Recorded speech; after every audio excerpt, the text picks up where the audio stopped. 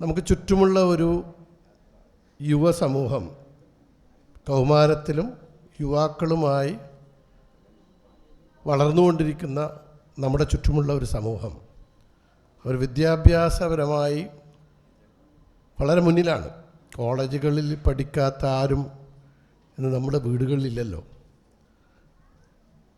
അവരൊരു പ്രത്യേക ലോകത്ത് ജീവിക്കുന്നുണ്ട്, നമുക്കറിയാം. അവരുടെ ലോകം സോഷ്യൽ മീഡിയയുടെ ലോകമാണ്, ഇൻസ്റ്റയുടെ ലോകമാണ്, ഫേസ്ബുക്കിൻ്റെ ലോകമാണ്. അവർ കുറേ പദങ്ങൾ അവരുടേതായിട്ടുള്ള നിഘണ്ടുവിലേക്ക് ചേർത്തിട്ടുണ്ട്. പല പദങ്ങളുമുണ്ട്, നിങ്ങൾക്കറിയാം. റിലേഷൻഷിപ്പ്, സിറ്റുവേഷൻഷിപ്പ് എന്നൊക്കെ പറഞ്ഞ്. റിലേഷൻഷിപ്പ് എന്ന് പറഞ്ഞു കഴിഞ്ഞാൽ കല്യാണം കഴിക്കാതെ, നമ്മൾ റിലേഷൻഷിപ്പ് എന്നൊക്കെ പറഞ്ഞ് ഇംഗ്ലീഷ് പണ്ട് പഠിച്ചിരുന്നത് ബന്ധങ്ങളാണ്. അയൽവാസിയുമായുള്ള ബന്ധങ്ങൾ, സുഹൃത്ത് ബന്ധങ്ങൾ, മാതാപിതാക്കളുമായിട്ടുള്ള ബന്ധങ്ങൾ, അതാണ് റിലേഷൻഷിപ്പ്. ഇപ്പോൾ റിലേഷൻഷിപ്പ് എന്ന് പറഞ്ഞാൽ എന്താ പെട്ടെന്ന് ഓർമ്മ വരിക? യുവാക്കളോട് ചോദിച്ചു നോക്കൂ. കല്യാണം കഴിക്കാതെ ഒരു സ്ത്രീയും പുരുഷനും ജീവിക്കുന്നതാണ് റിലേഷൻഷിപ്പ് എന്ന് പറയുന്നത്. അതിനാണ് റിലേഷൻഷിപ്പ് എന്ന് പറയുന്നത്. കല്യാണം വേണ്ട, പെൺകുട്ടികളെ കിട്ടാനില്ല, ആൺകുട്ടികൾക്ക് വേണ്ട, പെൺകുട്ടികൾക്ക് പഠിക്കണം എന്നുള്ളതാണ്. മറ്റു കാര്യങ്ങൾക്കുള്ള എല്ലാ സൗകര്യങ്ങളും ഉണ്ട്. സിറ്റുവേഷൻഷിപ്പ് എന്ന് പറഞ്ഞൊരു പുതിയൊരു സാധനമുണ്ട്. നിങ്ങൾ എത്രത്തോളം കേട്ടിട്ടുണ്ടാവുമെന്നറിയില്ല. രണ്ട് തീരെ പരിചയമില്ലാത്ത പുരുഷനും ആൺകുട്ടിയും പെൺകുട്ടിയും എവിടെയെങ്കിലും വെച്ച് കണ്ടുമുട്ടുന്നു. താൽക്കാലികമായി നമ്മുടെ നാട്ടിൽ മൃഗങ്ങൾ ചെയ്യുന്ന പോലുള്ള പ്രവർത്തനങ്ങൾ നടത്തുക, ഏതെങ്കിലും ഹോട്ടലിൽ കയറുക, നടത്തുക, പിരിഞ്ഞു പോവുക, പിന്നെ ഇവർ തമ്മിൽ യാതൊരു ബന്ധമില്ല. അതാണ് സിറ്റുവേഷൻഷിപ്പ്. ഇനി കളറ്, സെറ്റ് എന്നുള്ള കുറേ പദമുണ്ട്. ഇതിലേറ്റവും അപകടകരമായ ഒരു പദമായി എനിക്ക് തോന്നിയിട്ടുള്ളത് തന്ത വൈബ് എന്ന് പറയുന്നൊരു പദമാണ്. നിങ്ങൾ എത്ര പേര് കേട്ടിട്ടുണ്ടോ എന്നുള്ള അറിയില്ല. തന്ത വൈബ് എന്ന് പറയും. അതെന്തിനാണെന്നറിയോ ഉപയോഗിക്കുന്നത്? ഇവർക്കിഷ്ടപ്പെടാത്ത എന്തെങ്കിലും കാര്യം നമ്മളൊന്ന് ഉപദേശിച്ചാൽ നമ്മളെ കളിയാക്കാൻ ഉപയോഗിക്കുന്ന ഒരു പദമാണ് തന്ത വൈബ്. വളരെ അപകടകരമായ ഒരു കാലത്തിലേക്ക് പ്രായമുള്ള ആളുകൾ കടന്നുപോയിക്കൊണ്ടിരിക്കുകയാണ്. നമ്മൾക്ക് മുമ്പ് മരിച്ചുപോയ നമ്മുടെ മാതാപിതാക്കളൊക്കെ എത്രയോ ഭാഗ്യവാന്മാരാണെന്ന് തോന്നുന്ന വിധത്തിലേക്ക് കാലം പോയിക്കൊണ്ടിരിക്കുകയാണ്. കൂടുതൽ ഇതിലേക്കൊന്നും വിശദീകരണങ്ങളൊന്നുമില്ല കേട്ടോ. ഇതൊക്കെ നിങ്ങൾ ബാക്കിയുള്ള കാര്യങ്ങൾ ചേർത്തെടുക്കുക, ചിന്തിച്ചെടുക്കുക. ചുരുക്കി പറയാണ്, ആഫ്രിക്കയിൽ പൊതുവേ നാടോടികൾക്കിടയിൽ പറയാറുള്ള ഒരു മക്കൾക്ക് പറഞ്ഞു കൊടുക്കുന്ന ഒരു കഥയുണ്ട്. ഈ സിംഹങ്ങൾ, അവർ ഏറ്റവും കൂടുതൽ സിംഹങ്ങളുമായി ഈ ഇടപഴകി ജീവിക്കുന്ന ആളുകളാണ് ആഫ്രിക്കൻ കാടുകളിലുള്ള ആളുകൾ.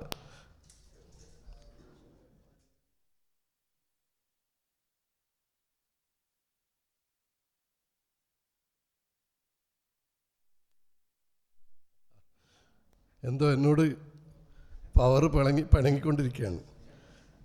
അപ്പോൾ ആഫ്രിക്കയിൽ ഈ കൊടുങ്കാടുകളിലെല്ലാം സിംഹം ഉണ്ടാവുക തുറന്ന സ്ഥലങ്ങളിലാണ്, കാടുകളിൽ നിന്ന് ഒഴിഞ്ഞ സ്ഥലങ്ങൾ, പരന്ന സമതല പ്രദേശങ്ങളിലാണ്. അപ്പോൾ ഈ സിംഹം കാട്ടിലെ രാജാവാണെന്ന് നമ്മൾ പറയാറുണ്ട്. അപ്പോൾ അവർ സിംഹങ്ങൾ ഏതെങ്കിലും മാനിനെയോ ഏതെങ്കിലും മൃഗത്തെയോ വേട്ടയാടിയാൽ സിംഹം ഒരു രാജാവിനെ പോലെ അതിൻ്റെ കഴുത്ത്, ചെസ്റ്റ് ഇങ്ങനെയുള്ള നല്ല ഭാഗങ്ങളൊക്കെ കഴിച്ച് വിശപ്പടങ്ങിക്കഴിഞ്ഞാൽ പിന്നെ അത് ഉപേക്ഷിക്കും, ആ സാധനത്തിൽ ഉപേക്ഷിക്കും. അപ്പോൾ ചുറ്റും ഈ കഴുതപ്പുലികൾ എന്ന് പറയുന്നൊരു സാധനമുണ്ട്, നിങ്ങൾ കണ്ടിട്ടുണ്ടാവും. ഈ കഴുതപ്പുലികൾ കാത്തിരിക്കുന്നുണ്ടാവും. ഈ സിംഹത്തിൻ്റെ വേസ്റ്റായിട്ടുള്ള സാധനം സിംഹം പിന്നെ തൊടില്ല. സിംഹം വേറെ പറഞ്ഞാൽ ഒരു സൈഡിൽ ഇരിക്കും. ഈ കഴുതപ്പുലികൾ ഇത് തിന്നുന്നത് ഇങ്ങനെ നോക്കി ആസ്വദിച്ചിരിക്കും. അത് വേറെ മൃഗങ്ങളെയൊന്നും പിന്നീട് വയറ് നിറഞ്ഞാൽ ആക്രമിക്കാറില്ല. പക്ഷെ സിംഹത്തിനൊരു കാലം വരും, അതിന് രോഗം വന്ന് പ്രായമായി കഴിഞ്ഞാൽ പിന്നെ അതിന് എണീക്കാൻ പറ്റാണ്ടാവും. എന്നിട്ട് അതവിടെ കിടക്കും. കിടന്നു കഴിഞ്ഞാൽ ചുറ്റും കഴുതപ്പുലികൾ കാത്തു വെക്കും പോലും. അതെന്തിനാണെന്ന് വെച്ചാൽ ഇതിൻ്റെ ചലനശേഷി എത്രമാത്രം, ഇതിൻ്റെ ശക്തി ചോർന്നു പോകുന്നു എന്നുള്ളത് ഇത് വാച്ച് ചെയ്യും. ഇതിന് എണീറ്റ് നിൽക്കാൻ കഴിയില്ല എന്ന് ഉറപ്പ് വരുത്തി കഴിഞ്ഞാൽ ഈ കഴുതപ്പുലികളെല്ലാവരും കൂടി ഈ സിംഹത്തിനെ ആക്രമിക്കും. ജീവനോടെ അതിൻ്റെ കാല് കുറച്ചാളുകൾ എടുക്കും, തല കുറച്ചാളുകൾ എടുക്കും, പറിച്ച് അതിൻ്റെ ജീവനുള്ള ഭാഗത്തുനിന്ന് ഇത് കടിച്ചു തിന്നും. ഇതൊരു മൃഗങ്ങൾക്കിടയിലുള്ള ഒരു സംഭവത്തെക്കുറിച്ച് ആഫ്രിക്കയിലെ ജനങ്ങൾ ശക്തി ചോർന്നു പോകുന്ന ഒരു മനുഷ്യരെക്കുറിച്ച് പറഞ്ഞു കൊടുക്കുന്ന ഒരു ഗുണപാഠമാണ്.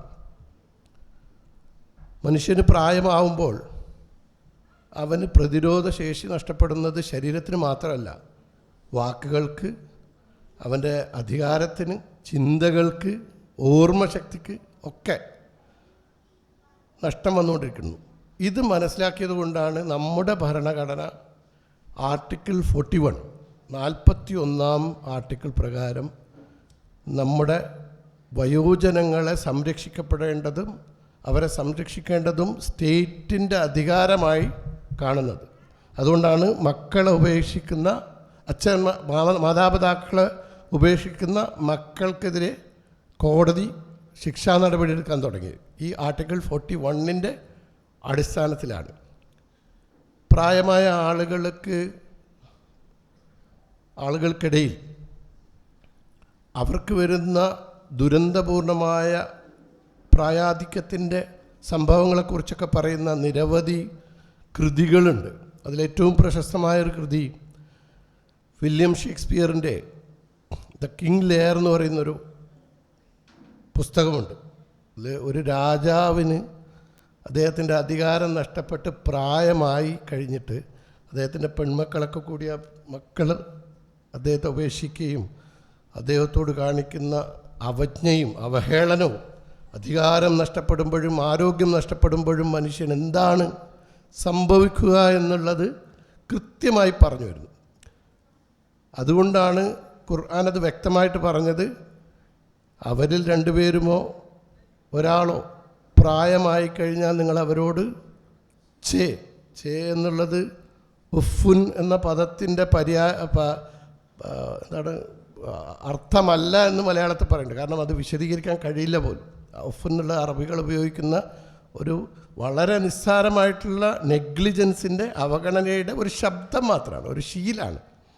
അതുപോലും നിങ്ങൾ പറയരുത് എന്ന് പറയുന്നത് ഈ ഒരു ഭീകരമായ ഒരവസ്ഥയിലേക്ക് ആളുകൾ ചെല്ലുമ്പോഴുണ്ടാകുന്ന ചുറ്റുമുള്ള ആളുകളുടെ പ്രതികരണങ്ങൾ അവരെത്രമാത്രം വേദനിപ്പിക്കുന്നു എന്നത് തിരിച്ചറിയാനാണ്. നിരവധി സംഭവങ്ങൾ 2020 ഓസ്കാർ അവാർഡ് നേടിയ ഒരു സിനിമയുണ്ട്, ദ ഫാദർ. ഹോപ്കിൻസ് അഭിനയിച്ച ഒരു വലിയ ലോകത്ത് തന്നെ ചർച്ച ചെയ്യപ്പെട്ടൊരു സിനിമയാണ്.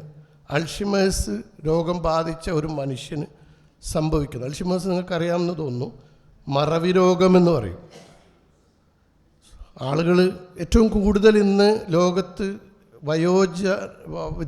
പ്രായമുള്ള ആളുകൾക്ക് സംഭവിക്കുന്ന ഏറ്റവും വലിയ ദുരന്തം എന്ന് പറയുന്ന അൾഷിമേഴ്സ് ആയിട്ടാണ് അറിയപ്പെടുന്നത്. ഏറ്റവും വലിയ ദുരന്തം.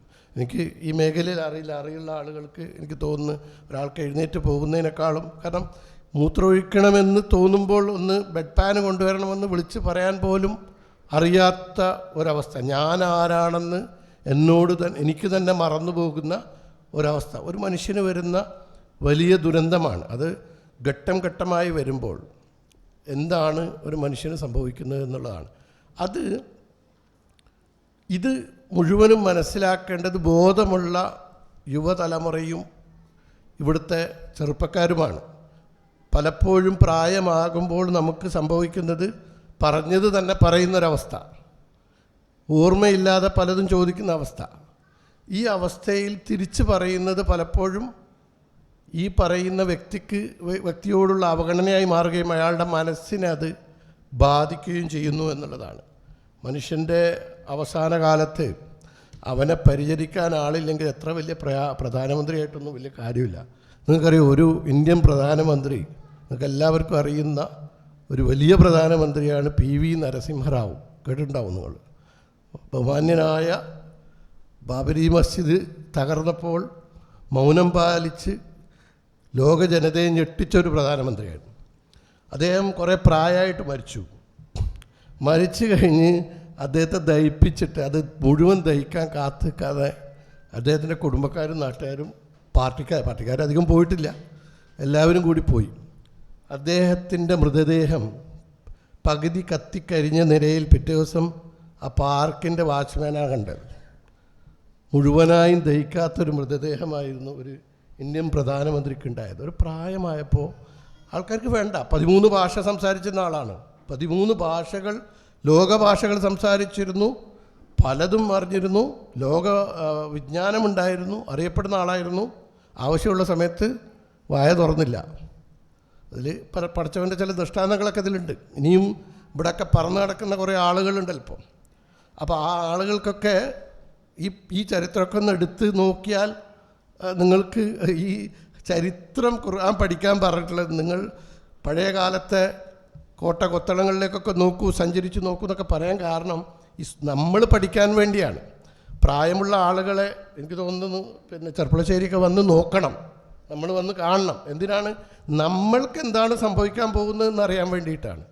ലോകചരിത്രത്തിൽ വിറപ്പിച്ച ആളുകൾ, മുസോളിനിയെപ്പോലെ, ഹിറ്റ്ലറെ പോലെ. മുസോളിനിയൊക്കെ ലോകം വിറപ്പിച്ച ഏകാധിപതിയാണ്. നരേന്ദ്രമോദിയൊക്കെ മുസോളിനിൻ്റെ കീശയിലിടാനില്ല, കീശയിൽ. ഹിറ്റ്ലറിൻ്റെ ഒരു രോമത്തിനില്ല ഇപ്പോൾ ഉള്ള ഈ പറയുന്ന സ്വേച്ഛാധിപതിമാരൊക്കെ അന്ന്. പക്ഷെ അവർക്കൊക്കെ സംഭവിച്ച ദുരന്തം, മുസോളിനിയെ അടിച്ച് കൊന്നിട്ട്, കല്ലെറിഞ്ഞ് കൊന്നതിന് ശേഷം മിലാനിലെ ഒരു തൂണിൽ കെട്ടിത്തൂക്കുകയാണ് തലകീഴായിട്ട്. ഇതൊക്കെ ചരിത്രമാണ്. അപ്പം നമ്മൾ ഈ പാഠങ്ങൾ പഠിക്കേണ്ടത് നമ്മുടെ മുമ്പിലുള്ള ആളുകൾക്കുണ്ടാകുന്ന പ്രയാസങ്ങളും ദുരന്തങ്ങളും പ്രശ്നങ്ങളും നമ്മൾക്ക് കൂടി ബാധിക്കുന്ന വിഷയങ്ങളാണ് എന്നുള്ള ഒരു തിരിച്ചറിവ് നമുക്കുണ്ടാവേണ്ടതുണ്ട്. അതുകൊണ്ട് ഞാൻ കൂടുതൽ സംസാരിക്കുന്നില്ല. ഈ പ്രായമുള്ള ആളുകളെ സംരക്ഷിക്കേണ്ട, അത് വെറും ഓൾഡ് ഏജ് ഹോമുകൾ മാത്രമല്ലാതെ തന്നെ നമ്മുടെ വീടുകളിലും മറ്റു വീടുകളിലുമുള്ള ആളുകളെ സംരക്ഷിക്കേണ്ടത് എങ്ങനെയെന്ന്, അതിൻ്റെ പ്രാധാന്യത്തെക്കുറിച്ച് നമ്മുടെ പുതുതലമുറയെ ബോധവൽക്കരിക്കേണ്ട ഒരു അസന്നിഗ്ധ ഘട്ടത്തിലാണ് നമ്മൾ നിൽക്കുന്നത് എന്ന് തന്ത വൈബ് എന്ന പദം നമ്മളോട് പറഞ്ഞിരുന്നു. ഇത് പറഞ്ഞുകൊണ്ട് ഞാൻ അവസാനിപ്പിക്കുന്നു. വാഹിർ ദവാന അൽഹംദുലില്ലാഹി റബ്ബിൽ ആലമീൻ. അസ്സലാമു അലൈക്കും.